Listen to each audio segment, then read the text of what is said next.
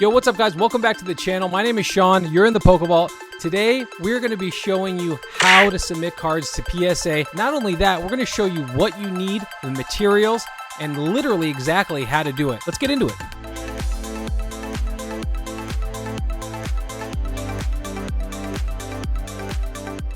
All right, guys, stop right there. If you haven't seen the first part of this two-part series, you need to go back. I'll link it in the eye right here. This episode talks about what you should be looking for in your cards when it comes to Pokemon and whether or not you should be grading those cards. So I would definitely recommend watching this episode either after this one or right now and then coming back to this episode because it'll be valuable to you in what we're talking about here today. So before we get into the literal submitting process with PSA, I need you guys to do a few things for me. I'm taking these three cards specifically as examples of cards that we want to, let's say, submit to PSA. Before you go any further, I need you to do a few things for me when it comes to prepping the cards properly for PSA. And the first thing you want to do is put your card in a brand new penny sleeve. If you don't have these guys, check the link down below. I'll show you the penny sleeves that I use. You want to put your card in a brand new fresh penny sleeve. I always do this with every new submission. From there, guys, you want to put a tab on the back of this penny sleeve. I simply use a repurposed Post-it, and the sticky part is on the bottom, as you can see, and I put it on the back of that sleeve, and this will make more sense in a second. From there, once you have it in this condition, you need to grab a card saver one. So link below down in the description. They're not paying me to say this. These are just the materials that I use to submit to PSA. We are going to slide this puppy right in there, and it's going to look pretty much as so.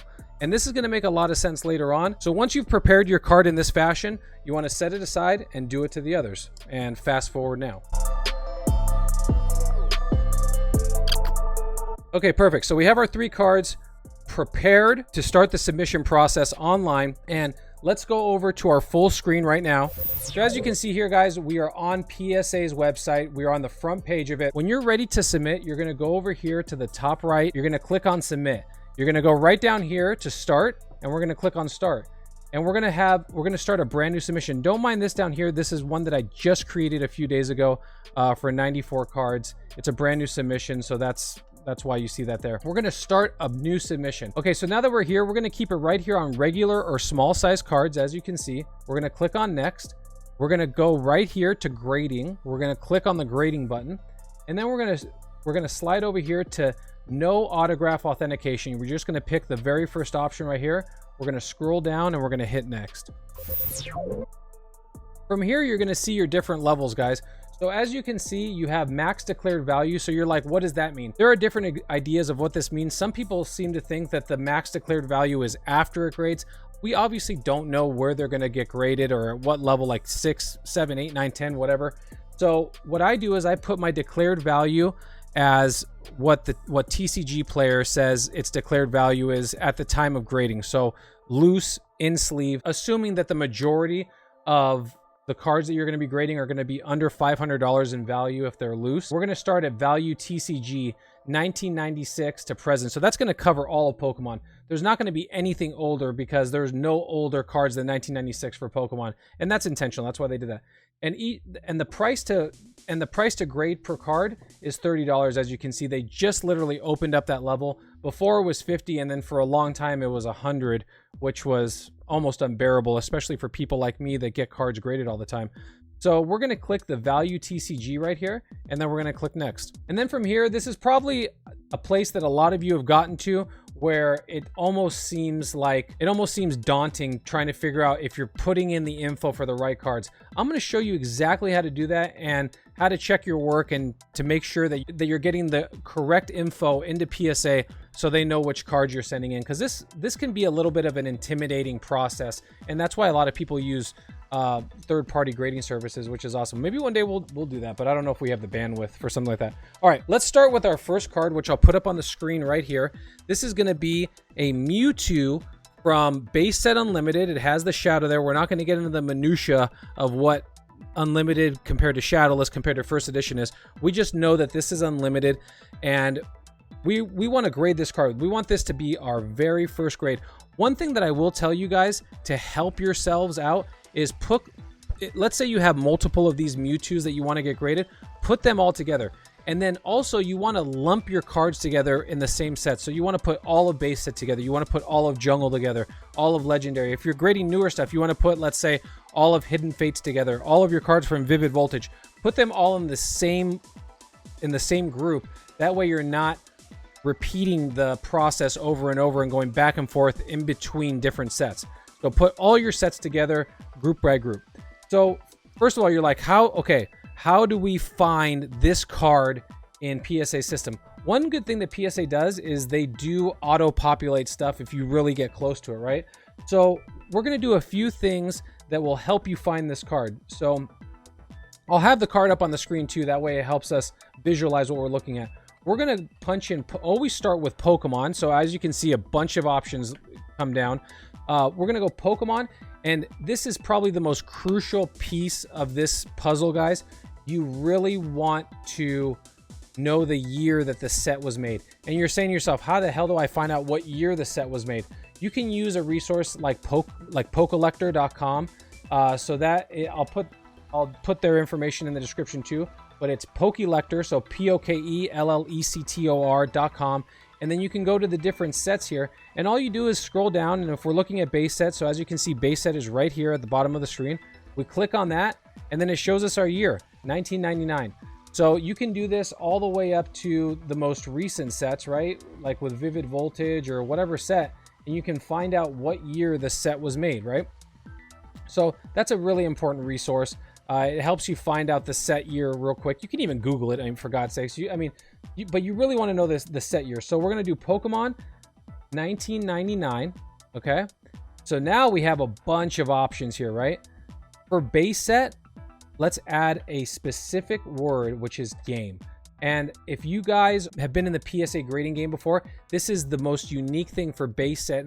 And I'm assuming a lot of you guys are going to be grading base set, but this is the only time where you're going to put game into it. So we're going to do Pokemon game 1999. As you can see, there's a bunch of options here. And then what's going to be really important, guys, and I'll zoom in on this on the screen, we're going to look at the number, which is in the bottom right-hand corner of this card. And Mewtwo is the number 10 holo card in the set. So we're going to put all these numbers, and then we're going to put 10. And we're going to see if that brings up what we need. Okay, so now we're getting closer. It says Mewtwo holo, but it's not first edition. So when you're not finding the specific card, you need it in unlimited. I already see it down here, but I want to pull this option to the top and help you guys filter out some of these other, some of these other incorrect options. We're going to start punching in Mewtwo, and it should just pop right. Oops. And it should just pop right up. And here we go. So here are the most common first three options. We're going to have Mewtwo holo, which in their verbiage is unlimited. And then we're going to have Shadowless in first edition. We know that our card is a base set unlimited. So we're going to pick this one right here. Boom. We have the correct info. We're styling, right? And then we're going to go over here and we're going to declare the max value for this card. I don't know what it's going to grade at based on TCG. And that's where you're going to want to go to TCG Player. In mint condition, you're looking at roughly $30. You can't really miss too much on this because you have up to $499. But you want to be as close as possible. That way, you're declaring the correct value. So I'm going to say 30 bucks, just put in 30 right there. And now we're going to click save. Okay, so boom. So we've done it. So now we've saved our option. It's right here. And as you can see, there's one, the quantity is 1 and it's number 1. It's the first item. So this is super important, guys. And I'm going to pull it up on this, on my screen here. The tab serves two purposes. Number 1, right on this tab, we're going to write the number 1. Boom. So this is letting the grader at PSA know that this is the first card that we put in our submission. I know it seems monotonous, but I've been doing this for years. This is what the rep recommended that I do to help the grader. Anything that I can help the grader do, or any way that I can help the grader not to get pissed off that day and take it out on my grades, I'm going to do that. Not only does this tab serve as a place to put the number in, the number order of which cards you're grading, it also helps them pull the card out of the sleeve. So you're saying to yourself, why is that important? This is important because they need to pull the card in and out, probably multiple times by multiple people. I want to give them an easy way to do it. So number 1, they don't screw my card up and stick their greasy Timmy Jimmy fingers down up into this sleeve and bust open my card and, scratch it all up. I want to give them an easy way to pull this card in and out, if that makes sense.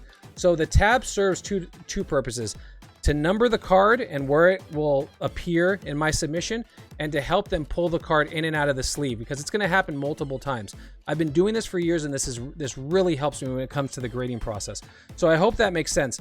So as you can see, guys, so like boom, we've done it. The hard part is over. We've located the card in their registry system. We've singled it out. We've put the declared value. We've numbered it, and now we're going to repeat the process. So just for monotony's sake, I want to show you how to do this again. So now we're going to look at a Vaporeon Unlimited, so it's not first edition, out of Jungle, right? And we have our tab set up, right? We already did this. So let's start the process over again. What year was Jungle made? We already know because we've checked, right? Jungle was 1999. So we're going to do Pokemon 1999. So now we have all these Jungle options, right? And then what do we do to isolate the card? Let's look at the set number of this card, and this is number 12. This is holo number 12 out of this set. Boom. And there we go. We didn't even have to do anything. It pulled it right to the top. As you can see, Vaporeon holo, and we're not going to click first edition because it's not first edition. We're not going to click no symbol because that's a commonly known error of this card, where it doesn't have a symbol on the card, right? It doesn't have the Jungle symbol. We're going to click Vaporeon holo. Boom. We've clicked it, and now we're going to go to declared value. So declared value, let's just say TCG player has it in a mint condition at 20. Boom, we've done it again. All right, so now it's getting easier and easier. And as you can see, the reason why we're going to lump like sets together is because it's going to help us when it comes to finding the card. If we're doing a bunch of Jungle cards, we can just copy and paste the first part of it and then just click in the new number of the set card, and that'll help us find it real quick. So boom, we have our card again. What are we going to put right here? Number 2. Number 2. Okay, so now we're going to let our grader know that this is the second card up within our submission. Last but not least, let's take one where it's not the year 1999. Let's take an Alakazam reverse holo from Legendary Collection. So we've already done our homework, right? We know that Legendary was released in 2002 in America, right? So what do? We're going to go Pokemon 2002. We're just going to put in Legendary, because we don't have to do too much work. It does most of the work for us. We're going to do Legendary, and then what do? We take the number card out of the set. This one is number 49. So we're going to click here 49, and we should have some results. Boom, right at the top. Did I say Alakazam? Yes! Right at the top, we have Kadabra reverse foil Legendary Collection number 49, and we're going to click it. Boom. So now we found it in PSA's registry. And then from here, we are going to put in a declare value. TCG has this card at about 35 bucks in a near mint to mint condition. So we're just going to throw that in there. We're going to click save, and we've done it again. So that's number 3. Easy work. We're going to click number 3. So just for monotony's sake, guys, we're going to say that we're only grading these 3 cards. So now where do we go from here? You're like, okay, how do we get this to PSA? We're going to tell this system that we're done now. So now we're going to go down here. Our cost for grading these cards was $30 a piece, so we're at $90 plus $14 shipping. That's the return shipping from PSA. We're just going to leave this as insured shipping. If you have some kind of a voucher or something, some total of that, you're going to want to put that in there. But other than that, guys, we're going to put in our credit card info here. And I'm not going to put that on there just obviously for privacy purposes. But once you put your credit card info here, you click down next, and then it's just going to give you some papers to print out and some instructions. Follow the instructions. You're going to go to either FedEx or USPS, and they have specific addresses that you're going to ship to from those 2 shipping companies. So if it's USPS, you're going to have one specific address. If it's FedEx, you're going to have another shipping address. Just be wary of that. After that, guys, it's easy peasy. You ship the product, you ship the cards off to PSA, and then you just sit there and wait patiently, I guess. So I hope this was helpful, guys. This is literally A to Y and a half, not all the way to Z because we're not getting the cards back, but this is how you submit to PSA. If you have any questions, let me know down in the comments below, and I will try my best to answer said questions. But other than that, guys, that's going to be it for me. I hope to see you on the next episode or live event. Peace out, guys. Yo, what's up, guys? If you want to see a video that I think that you might like after watching what you just watched, click the button right here. And if you want to be one of those people that want to subscribe to the channel and see how far this rabbit hole goes, the button's right here. Do it!